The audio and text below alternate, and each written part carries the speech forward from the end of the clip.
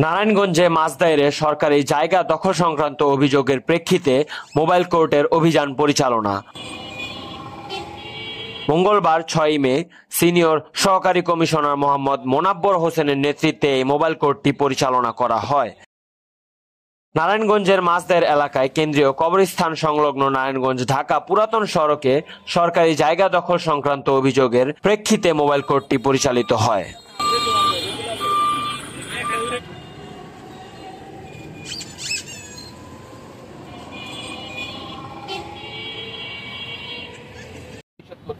এবং আজকের মধ্যে পুরো জিনিসটা ক্লিয়ার হবে।